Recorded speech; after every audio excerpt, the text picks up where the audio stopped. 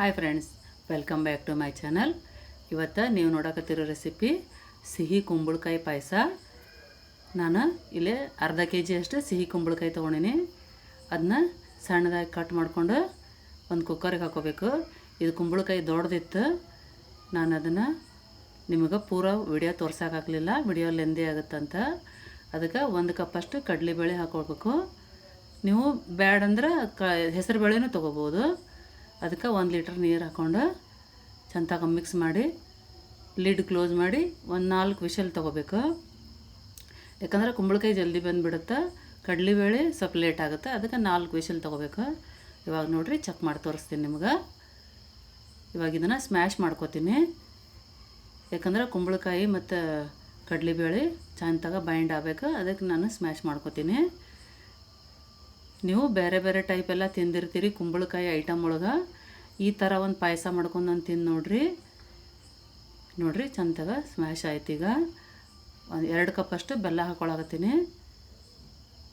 ನಿಮ್ಗೆ ಟೇಸ್ಟ್ ನೋಡ್ಕೊಂಡು ನಿಮ್ಗೆ ಎಷ್ಟು ಇಷ್ಟ ಆಗುತ್ತೆ ಅಷ್ಟು ಹಾಕೋಬೋದು. ನೋಡಿರಿ, ಇದು ಚಂದಾಗ ಮಿಕ್ಸ್ ಮಾಡ್ಕೋಬೇಕು. ಏನು ಜಾಸ್ತಿ ಹೊತ್ತೇನು ಬೇಯಿಸೋದೇನು ಬೇಕಾಗಿಲ್ಲ. ಒಂದು 10 ನಿಮಿಷ ಬೇಯಿಸಿದ್ರೆ ಸಾಕು,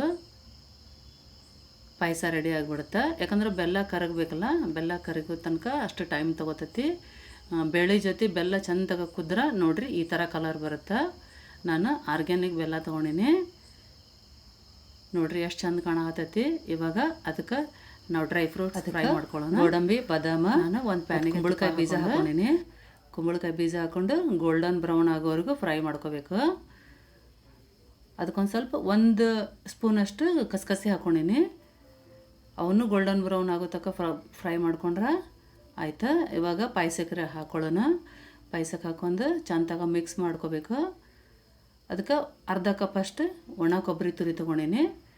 ಅದನ್ನೆಲ್ಲ ಸೇರಿ ಚಂದಾಗ ಮಿಕ್ಸ್ ಮಾಡ್ಕೊಂಡ್ರೆ ರೆಡಿ ಆಯ್ತು. ನೀವು ನಮ್ಮ ವಿಡಿಯೋ ಮೊದಲ ಸಲ ನೋಡಕತ್ತಿದ್ರಂದ್ರೆ ಸಬ್ಸ್ಕ್ರೈಬ್ ಮಾಡ್ಕೊರಿ, ಹಾಗೆ ಲೈಕ್ ಶೇರ್ ಮಾಡಿರಿ. ಇವಾಗ ನೋಡಿರಿ ಚಂದಾಗ ಕುದಿಯಾಕತ್ತೈತಿ.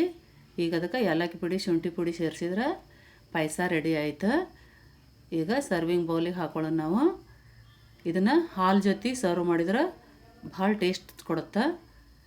Thanks for watching.